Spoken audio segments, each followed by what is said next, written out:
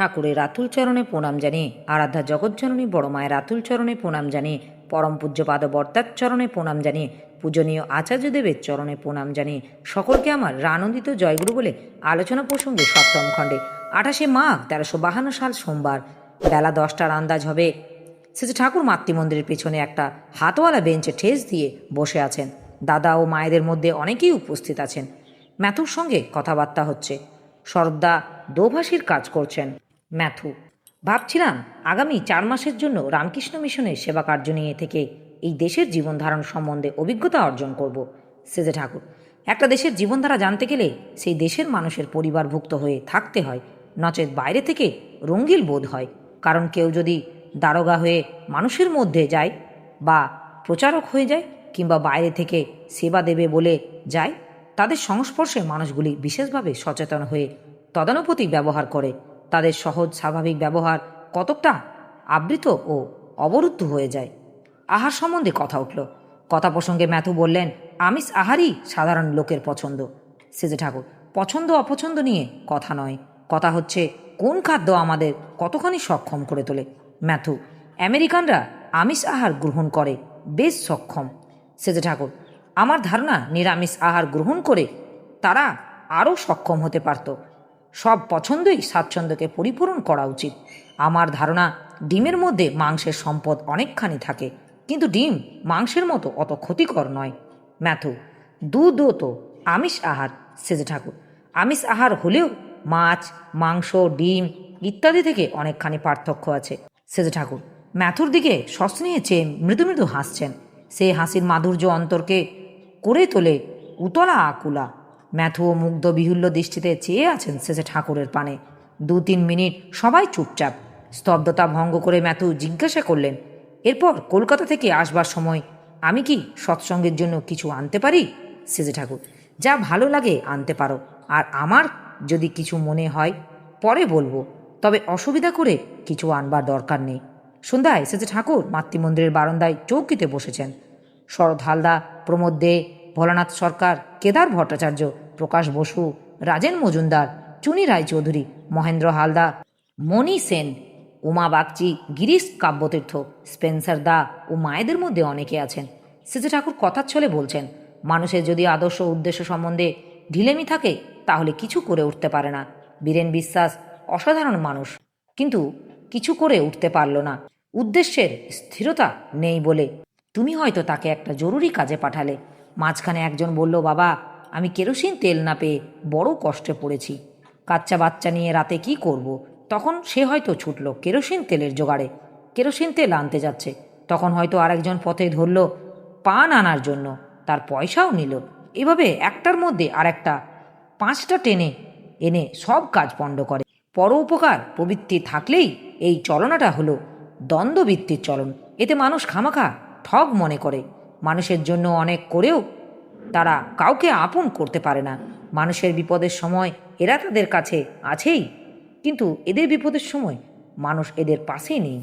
জালালপুরের কয়েকটি পার্শ্ব ভাই সেখানকার স্থানীয় পারিপার্শ্বিকের অত্যাচার সম্বন্ধে বললেন। সেজে ঠাকুর শুনে হেসে বললেন, আমি তো কতদিন থেকে আরও লোকসংগ্রহের কথা বলছি। নিজেরা শক্তিমান না হলে মানুষ হেনস্থা করবেই, আর তা সহ্য করা লাগবে। তোমাদের যদি শক্তি সামর্থ্য আছে, বুঝলে বেশি ঘাটতে সাহস পাবে না। ওরা যাই করুক, তোমরা ভালো ব্যবহার নিয়ে চলবা। অসময়ে প্রতিরোধ করতে যাওয়া ভালো নয়। সেজে ঠাকুর পাবনার ধীরেনবাবুকে বললেন, তপবনের জন্য 24টি করে ছেলে এবং 2জন শিক্ষক থাকার মতো কতগুলি দালান করতে হবে।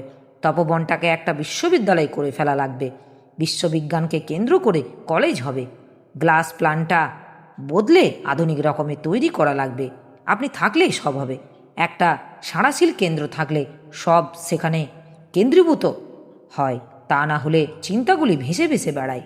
ঘরগুলি কুঠিরের নমুনা হলে ভালো হয়। 24 জনের এক একটা ছোট্ট দালান হলে বাড়ির মতো হয়।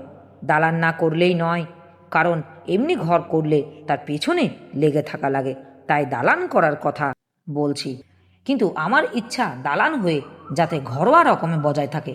পরে বললেন, ধীরেনদা, আমার মতো হুজুগ উঠল, কোনো বিবেচনা থাকে না, তবে ভালো কাজে বাধাপ্রাপ্ত হলে তখন আমার মনে বড় কষ্ট হয়। স্পেন্সার দা। লোকে কবচ ধারণ করে কেন? সেজে ঠাকুর। প্রত্যেকটা জিনিসের থেকে আণবিক বিকিরণ ছুটে বেরোয়। এক এক রকম বিকিরণের ক্রিয়া এক এক রকম, তাই যেখানে যেমনতর প্রয়োজন সেখানে তেমনতর জিনিস ধারণ করে। সেজে ঠাকুর কথা প্রসঙ্গে বললেন, মানুষ সবসময় একটা আশ্রয় খোঁজে। মাকে খুব ভালোবাসতাম। মা হুজুর মহারাজের কথা খুব বলতেন, তাই হুজুর মহারাজের উপর প্রগাঢ় বিশ্বাস ছিল। কেউ মারলে তার ছবির কাছে যেয়ে প্রার্থনা করতাম, যে মেরেছে তার কোনো ক্ষতি হোক তা চাইতাম না, কিন্তু আমি যে বেদনা পেয়েছি সে কথা তাকে জানাতাম। এমনতরভাবে জানিয়ে মনে একটা শান্তি পেতাম। বয়সের সঙ্গে সঙ্গে মেয়েদের প্রতি একটা বিশেষ আকর্ষণ বোধ করতে লাগলাম। একবার পরপর 3 রাত এক পরমা রূপসীর স্বপ্ন দেখি।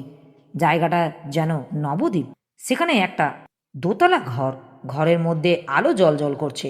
মেয়েটির শরীর থেকে যেন রূপ যৌবনের বন্যা বয়ে যাচ্ছে। চর্মচক্ষুতে অমন পাগল করা রূপ আমি কখনো দেখিনি। আমাকে কাবেজে আনবার জন্য কত ছলা কলা ভাব ভঙ্গিমা বিস্তার করতে লাগলো। চোখে মুখে কি লাস্য ভরা আত্মনিবেদন। আমাকে যত মোহিত করে আমি তত বলি, আমি পরম পিতা ছাড়া কিছু চাই না। সে আবার বলে, তোমাকে ভালোবাসি, আমি সব দেব, পরম পিতাকে দিয়ে কি হবে? আমি তখন রুখে দাঁড়াই বটে, কিন্তু ভিতরে ভিতরে তীব্র আকর্ষণ অনুভব করি। তার সত্ত্বেও জোর করে আত্মসম্বরণ করি। পরপর 3 রাত্রি একই স্বপ্ন আমাকে আকুল করে তুলল। শেষের দিন আমার অবস্থা কাহিল। আমি যেন আর নিজেকে সামলাতে পারি না। তবু মনে রোগ আছে, কিছুতে আত্মসমর্পণ করব না। ভিতরে যেন ঝড় বয়ে যাচ্ছে, আমাকে ভেঙে ফেলতে চাচ্ছে। এমন সময় আমার মায়ের আবির্ভাব হলো। মায়ের কপাল থেকে যেন একটা আগুন ঠিকরে বেরোতে লাগলো। মা ধমক দিয়ে বললেন, নাম করতে পারো না? তখনই আমি নাম করতে শুরু করলাম। মার ওই মূর্তি দেখে মেয়েটা যেন কর্পূরের মতো উবে গেল। ওই রকম একটা আশ্রয় না থাকলে প্রলোভন ও দুঃখ বিপদের সময় অক্ষত থাকা কঠিন হয়ে পড়ে।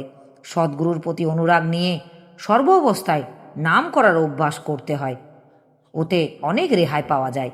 স্পেন্সার দা, শয়তানকে জয় করলে বিরুদ্ধ কিছু থাকবে না। সেজে ঠাকুর, শয়তানকে পরাভূত করলে ভালোবাসাজনিত উদ্বেগ থেকেই যায়।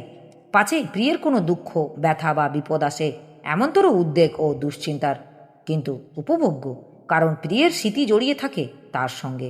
স্পেন্সার দা, শয়তানের অস্তিত্ব কেন? সেজে ঠাকুর, সৃষ্টি করতে গেলেই বিপরীত মেরু থাকা লাগে।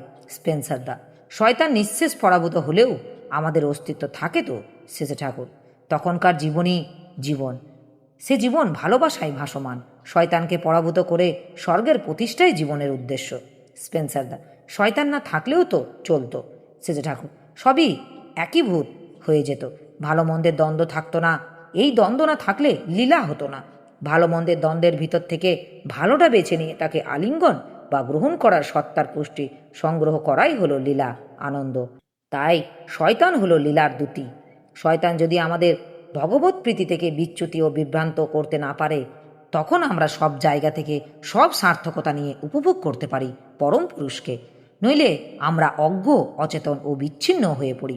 স্পেন্সার দা, লীলার প্রয়োজন কি? সেজে ঠাকুর, যেমন আমরা আয়না তৈরি করি নিজেদের মুখ প্রতিফলিত দেখবার জন্য, ভগবান নিজের প্রতিকৃতির অনুরূপ করে মানুষ সৃষ্টি করেছেন। স্পেন্সার দা, সবটাই কি একটা খেলা? সেজে ঠাকুর, খেলা তার কাছে যার কাছে দ্বন্দ্ব চুকে গেছে, শয়তানের পর্দা খসে গেছে। তার কাছে কেবল আনন্দ, কেবল স্বস্তি, কেবল উপভোগ। উপভোগ বলতে আমি যা বুঝি তা নয়। বোঝে প্রাণ, বোঝে যার, এই জন্য মানুষ যে কোনো কষ্ট স্বীকার করতে পারে। শয়তানের পর্দা যার কাছে খসে গেছে, সে আবার পাগল হয়ে ওঠে অন্য সবার পর্দা যাতে খসে যায়। কেউ অযথা কষ্ট পায়, উপভোগ থেকে বঞ্চিত হয়, তা আর ভালো লাগে না। শয়তানের কবলে থেকে মন্দকে খেলা বলে প্রশ্রয় দেওয়া কিন্তু ভাবের ঘরের চুরি ছাড়া আর কিছুই নয়। স্পেন্সার দা, ভগবানের দান তো শয়তানের দানের থেকেও বড়। সেজে ঠাকুর, শয়তান দেয় অন্ধকার, অজ্ঞতা, জীবন ও আনন্দের প্রতি বিশ্বাসঘাতকতা, আর ভগবান দেন জীবন, ভালোবাসা, জ্ঞান ও আনন্দ। স্পেন্সার দা, সর্বশ্রেষ্ঠ আনন্দ লাভ ও সত্য উপলব্ধি কোনটার জন্য মানুষ ভগবানকে ভালোবাসে?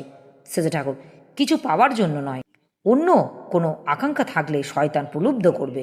শরৎদার সঙ্গে কথা প্রসঙ্গে শেষে ঠাকুর বললেন, মানুষের যত রকমের প্রবৃত্তি কামনায় থাক না কেন, সাধারণত তার সঙ্গে কোনো না কোনো রকমের যৌন ক্ষুধা জড়িত থাকে।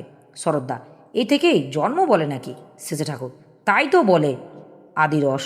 একটু পরে শেষে ঠাকুর স্পেন্সার দা ও মেথোদার দিকে চেয়ে ললিত মধুর ভঙ্গিতে বললেন, সেন্ট জন নাকি যীশুখ্রিস্টের দিকে একদৃষ্টিতে তাকিয়ে থাকতো, কিছুই বলতো না। সবাই জিজ্ঞাসা করতো, অমন করে কি দেখো? সে বলতো, আমি দেখি ভালোবাসা, ভালোবাসা, ভালোবাসা। শেষে ঠাকুর প্রেম বিগলিত মুখচ্ছবি দেখে সকলেই অন্তরিত উদ্দোলিত হয়ে উঠল। স্পেন্সার দা ও মেথোদা মুগ্ধ বিস্ময়ে অপলোক নেত্রে চেয়ে রইলেন শেষে ঠাকুরের পানে। ভোলানাথ দা, সন্তাদি না হলে নাকি ব্রাহ্মীতনু হয় না? রামকৃষ্ণদেবের সম্বন্ধে কি বলা যায় শেষে ঠাকুর? তিনি তো ব্রাহ্মীতনু নিয়েই জন্মেছিলেন। খগেনদা দেখে শেষে ঠাকুর সাহেবদের দেখিয়ে জিজ্ঞাসা করলেন, এদের ব্যবস্থা সব ঠিক আছে তো? খগেনদা, আজ্ঞে হাঁ। শেষে ঠাকুর, মশারিগুলো ঠিক করে খাটিয়ে দিও, পাট শার্টগুলি গুঁজে দিও। খগেনদা, আচ্ছা। হরিপদদা তামাক সেজে দিলেন। শেষে ঠাকুর একবার তামাক খেলেন, তারপর তাকিয়ে হেলান দিয়ে দুটো পা বিছানায় ছড়িয়ে দিলেন। ম্যাথোদা, আগামী 20 বছরের মধ্যে কি আর একটা যুদ্ধ হবার সম্ভাবনা আছে? শেষে ঠাকুর, স্বার্থপরতা যদি থাকে, ফাঁকি দেবার বুদ্ধি থাকে, আর তার তরুণ দ্বন্দ্ব থাকবেই। ভারত যদি সুনিয়ন্ত্রিত না হয়, তবে তার একটা অন্ধকার এলাকা পাড়ি দিতে হবে। তার সঙ্গে সমস্ত জগৎও কষ্ট ভোগ করবে। ম্যাথোদা, আপনি ভারতের স্বাধীনতার কথা বলছেন। শেষে ঠাকুর, সুনিয়ন্ত্রিত না হলে প্রকৃত স্বাধীনতা আসবে না। দলতান্ত্রিকতা ও সাম্প্রদায়িক বুদ্ধির প্রশ্রয় যেমন চলছে, তাতে বিভেদ ক্রমশ বাড়বে। হিন্দু মুসলমানকে ভোট দিতে পারবে না, মুসলমান হিন্দুকে ভোট দিতে পারবে না, এমনতরও রকম থাকা ভালো না। প্রফুল্ল, আপনি যৌথ নির্বাচন পছন্দ করেন? শেষে ঠাকুর, হ্যাঁ, আমি কই অভিন্ন নির্বাচন হোক।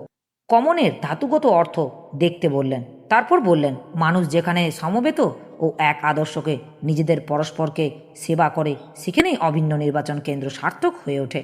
অভিন্ন নির্বাচন কেন্দ্র যদি হয় হৃদ্য উদ্দীপনা সহ, তখনই স্বাধীনতা আসার পথ খোলে, কারণ সেখানে পরস্পর পরস্পরের জন্য শ্রদ্ধা।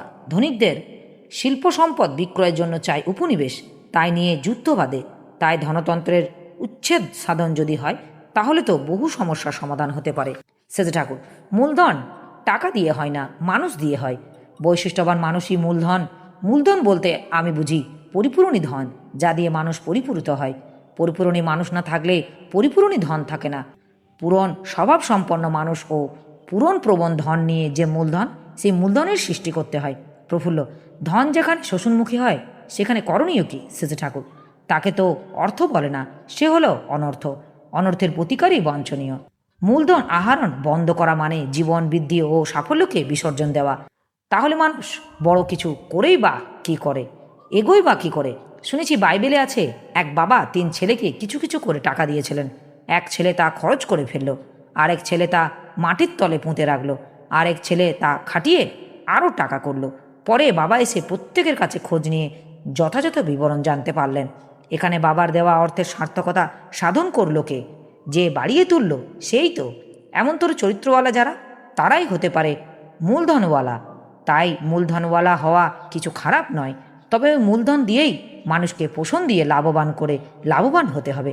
অনেকে চলন চরিত্র এমন যে তাদের কিছুতেই লাভবান করে তোলা যায় না। এরপর অনেকেই গাত্রোত্থান করলেন। একটি পাখি মুখে করে খড় নিয়ে উড়ে যাচ্ছে, তাই দেখে পাখির বাসা করার কৌশল সম্বন্ধে শেষে ঠাকুর নানা রকম গল্প করে শোনালেন। পরে বললেন, বাঁচার এক পাখি তাল সবাই খোঁজে। আমার এই আলোচনা প্রসঙ্গে কিছু ভুল ত্রুটি হয়ে থাকলে আপনারা আমায় ক্ষমা করবেন। উপস্থিত দাদা, ভাই, বোন, মায়েদের আমার আনন্দিত জয় গুরু।